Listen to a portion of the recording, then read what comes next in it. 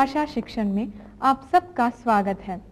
पूर्व पाठ में हमने संख्यावाचक शब्दों का प्रयोग कैसे करना है यह जान लिया। इस पाठ में हम कई नित्य संबंधी शब्दों के बारे में जानकारी प्राप्त करेंगे। नमो नमः। संस्कृत भाषा शिक्षणे भवतां सर्वेषां हार्दं स्वागतं। सज्जाः भवन्तु। संस्कृत संभाषणस्य अभ्यासं कुर्मः। पूर्वतनपाठे संख्यासु लिङ्गभेदः अस्ति इति वयं ज्ञातवन्तः। इदानीं पुनः अस्मिन् विषये एव किञ्चित् अभ्यासं कुर्मः।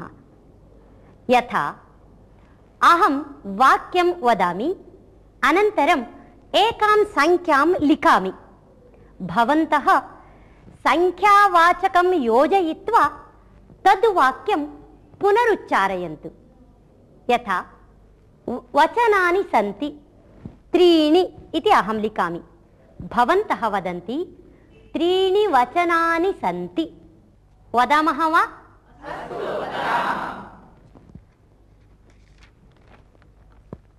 वचनानि सन्ति। त्रीणि वचनानि सन्ति। सैनिकाः युध्यन्ति।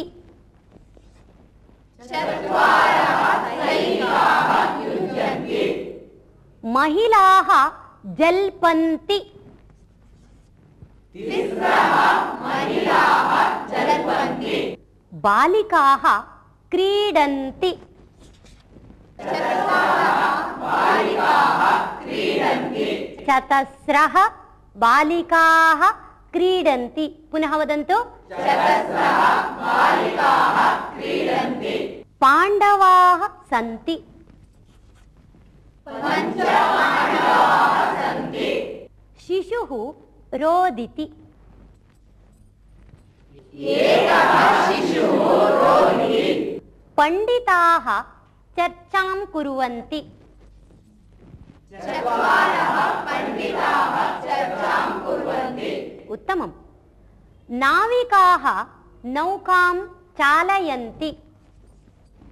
त्रयः नाविकाः नौकां चालयन्ति। भगिन्यः कथां रचयन्ति। चतस्रः भगिन्यः कथां रचयन्ति। भूतानि सन्ति। पञ्चभूतानि सन्ति। ऋषयः प्रसिद्धाः। सप्त ऋषयः प्रसिद्धाः। नर्तक्यः नृत्यन्ति। तिस्रः नर्तक्यः नृत्यन्ति। इदानीं भवन्तः एकं, द्वे, त्रीणि, चत्वारि एतेषां संख्यावाचकानाम् उपयोगं कृत्वा वाक्यानि रचयन्तु। भवती वदतु।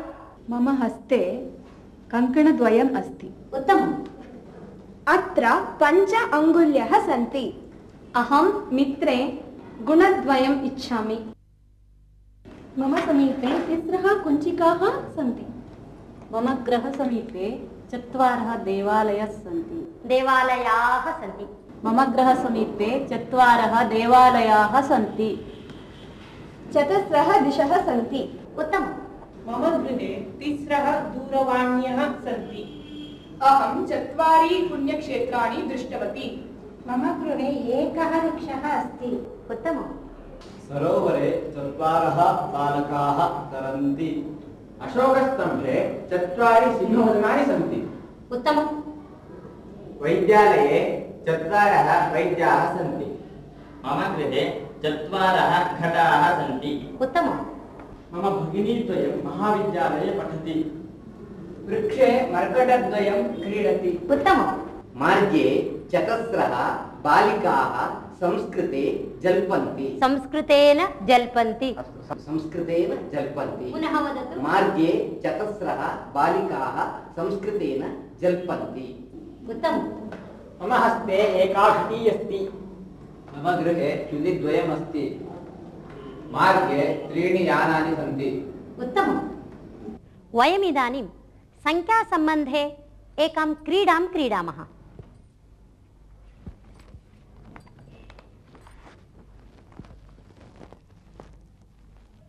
अत्र एकं कोष्टकम् अस्ति। तत्र 1 तः 100 पर्यन्तं संख्याः लिखिताः सन्ति, किन्तु संख्याः अव्यवस्थितक्रमेण सन्ति। अहं संख्यां वदामि, जनद्वयम् आह्वयामि, यः शीघ्रं संख्यायाः अन्वेषणं करोति तस्य जयः। क्रीडामः? भवती आगच्छतु, भवान् आगच्छतु।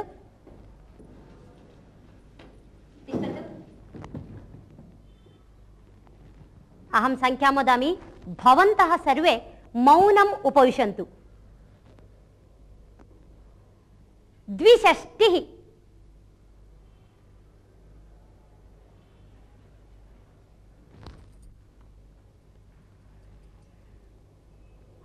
मौनं तिष्ठन्तु।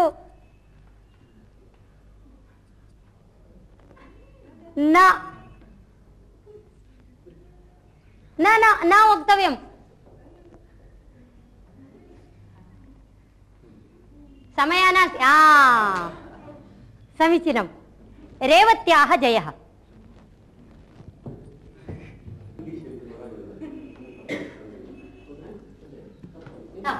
पुनः जनद्वयम् आगच्छतु।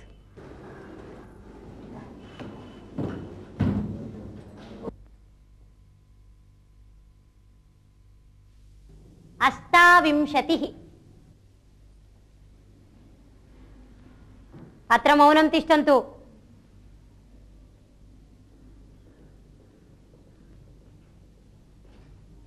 अष्टाविंशतिः। कः? श्रीधरमहोदय अन्विष्टवान्। भवत्याः जयः नास्ति। हस्तं निष्कासयतु भवती। भवान् अन्विष्टवान्। उत्तमम्।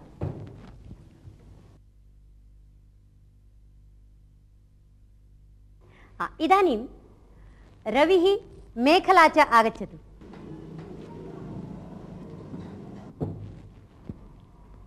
पञ्चपञ्चाशत्। न न न न न न मेखलायाः जयः। दर्शयतु कुत्र अस्ति। बहु उत्तमम्।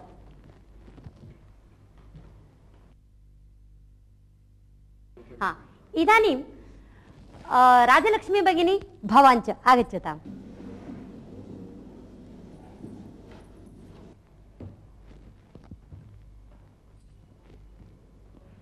अष्टनवतिः।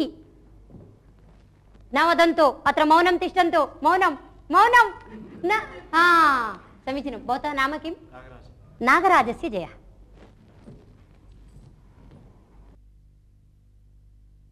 अद्य क्रीडा समाप्ता। अन्यमेकं नूतन अंशं जानीमः। धनस्यूतः अस्ति। अहं गच्छामि। अहं यत्र गच्छामि तत्र धनस्यूतं नयामि। यत्र गच्छामि तत्र धनस्यूतं नयामि। अहं यत्र गच्छामि तत्र संस्कृतेन एव वदामि। यत्र तत्र। माता गच्छति। माता यत्र गच्छति तत्र शिशुं नयति। भक्तः यत्र यत्र देवं पश्यति तत्र तत्र नमस्कारं करोति। यत्र यत्र कोलाहलः भवति तत्र तत्र आरक्षकाः धावन्ति। यत्र तत्र।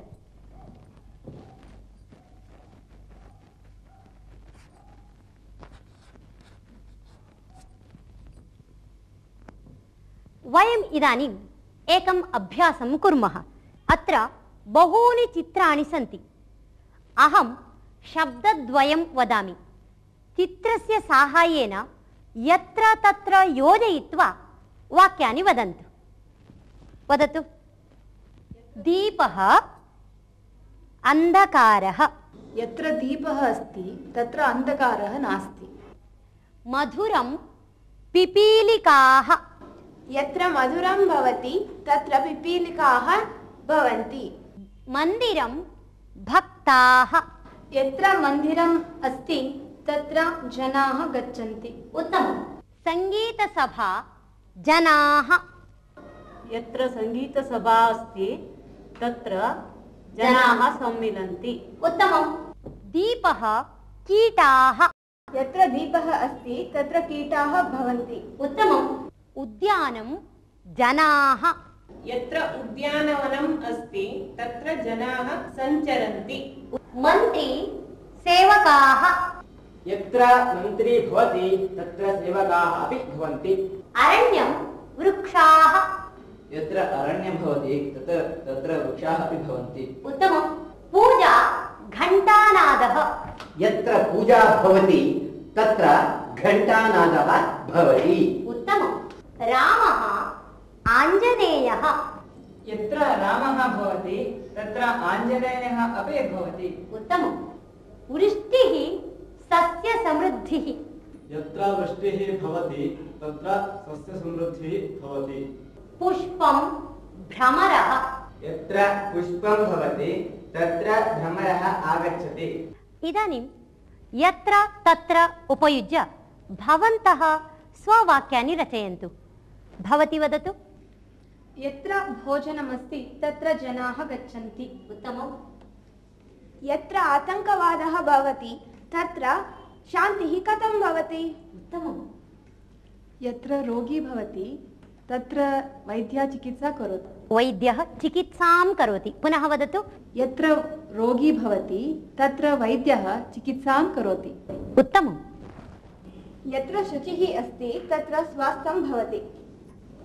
यत्र वृक्षः अस्ति यत्र वृक्षः अस्ति तत्र छाया अपि भवति। तत्र छाया अपि भवति। उत्तमं। यत्र पुत्री गच्छति तत्र अहमपि गच्छामि। समीचीनं। यत्र शाटिका आपणं पश्यामि तत्र गच्छामि। यत्र शाटिका आपणं पश्यामि तत्र अहं गच्छामि। यत्र उत्सवः भवति तत्र कोलाहलः अपि भवति। यत्र अपघातः भवति तत्र जनाः सम्मिलन्ति। यत्र जलं भवति तत्र मत्स्याः भवन्ति। यत्र तीर्थक्षेत्राः सन्ति तीर्थक्षेत्राणि सन्ति तत्र जनाः अपि भवन्ति। यत्र विपणिः भवति तत्र आपणमपि भवति। आपणाः अपि भवन्ति। पुनः वदतु।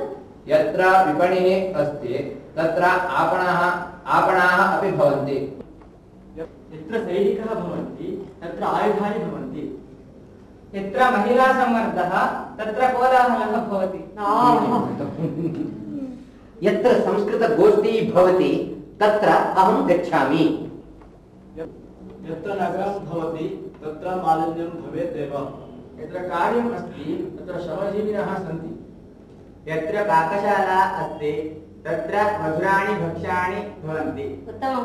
यत्र चोराः सन्ति तत्र आरक्षकाः अपि भवन्ति। उत्तमम्।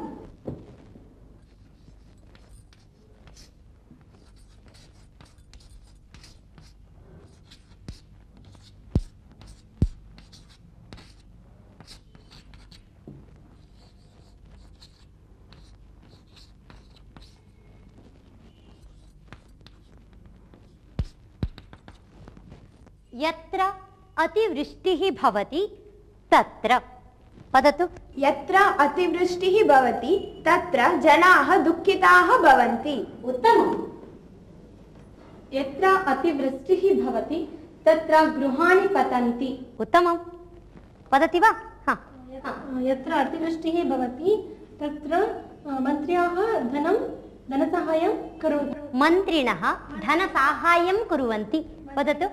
यत्र अतिवृष्टिः भवति तत्र मन्त्रिणः धनसाहाय्यं कुर्वन्ति। उत्तमं।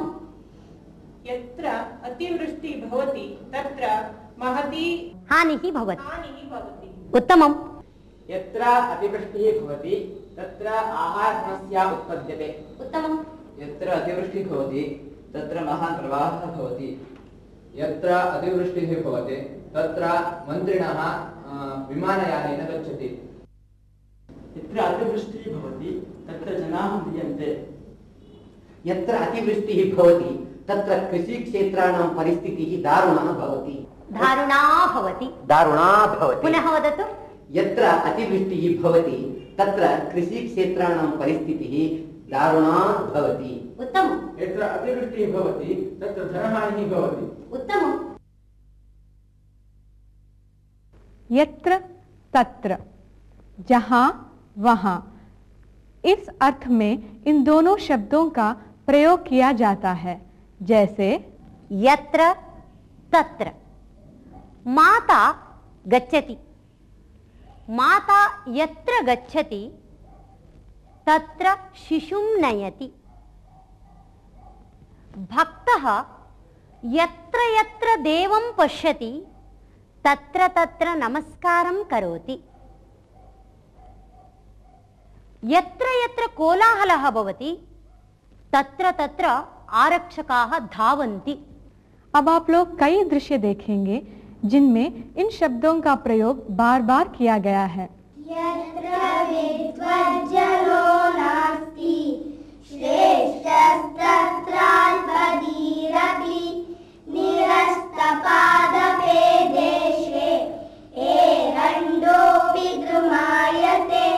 यत्र विद्वज्जनो नास्ति श्रेष्ठस्तत्राल्पधीरपि निरस्तपादपे देशे एरण्डोऽपि द्रुमायते। यत्र योगेश्वरः कृष्णो यत्र पार्थो धनुर्धरः तत्र श्रीविजयो भूतिः ध्रुवानीतिर्मतिर्मम। यत्र योगेश्वरः कृष्णो यत्र पार्थो धनुर्धरः तत्र श्रीविजयो भूतिः ध्रुवानीतिर्मतिर्मम।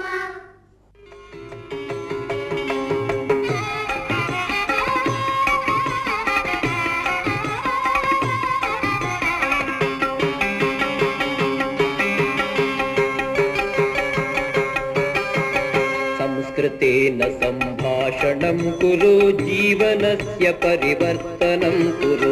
संस्कृतेन सम्भाषणं कुरु जीवनस्य परिवर्तनं कुरु।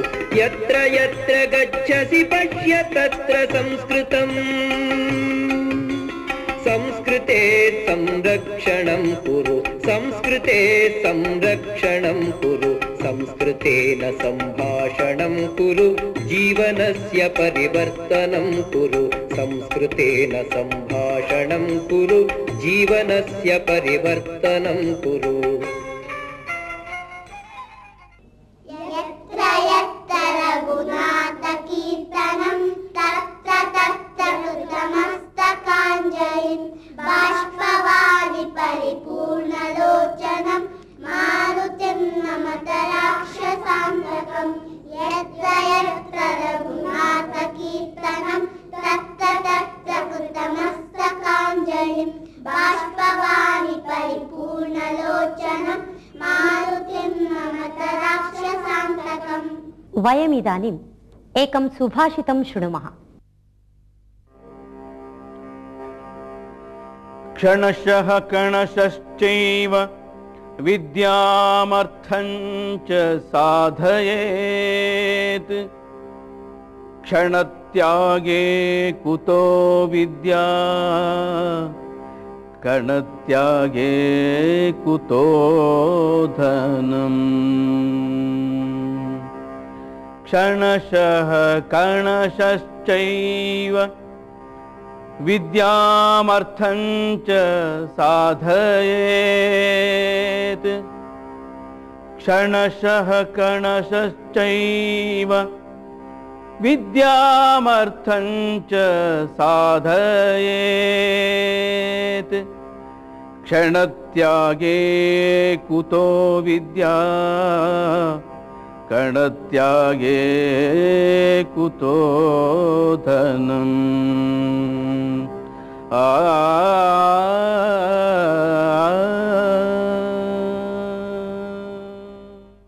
वयम् इदानीं यत् सुभाषितं श्रुतवन्तः तस्य तात्पर्यम् एवमस्ति। मानवः प्रतिक्षणमपि विद्यासम्पादनं कुर्यात्। क्षणात्मकः कालः नष्टः चेतपि विद्यायाः सम्पादनं न भवति। एवमेव कणं कणं योजयित्वा धनसम्पादनं कुर्यात्। एकस्य कणस्य त्यागः भवति चेतपि धनस्य सम्पादनं न भवति। एवं मनुष्यः प्रतिक्षणं विद्यासम्पादनं कुर्यात्, प्रतिकणं धनसम्पादनं कुर्यात्। क्षणस्य त्यागेन कुतः विद्या, कणस्य त्यागेन कुतो धनम। सुभाषित का अर्थ: मनुष्य को हर एक पल में भी विद्या ग्रहण करना चाहिए और एक एक कण के रूप में धन का संग्रह करना चाहिए। यदि क्षण का त्याग किया जाता है तो विद्या का अभ्यास नहीं हो सकता और एक एक कण का त्याग करने से धन का संग्रह नहीं हो सकता। अधुना एकां कथां कथयामि, सावधानं शृण्वन्तु। कश्चन ग्रामः आसीत्। तत्र एकः युवकः आसीत्। युवकस्य नाम दुर्गादासः। दुर्गादासः अतीव बुद्धिमान् आसीत्। एकदा सर्वे ग्रामीणाः रात्रौ निद्रामग्नाः आसन्। तदा कुतश्चित् चोरः चोरः इति कश्चन आक्रोशध्वनिः श्रुतः। तदा ग्रामीणाः सर्वे ध्वनिं श्रुत्वा शीघ्रम् उत्थाय दण्डः, लवित्रम् इत्यादीनि आयुधानि स्वीकृत्य यतः ध्वनिः श्रुतः तत्र समायाताः।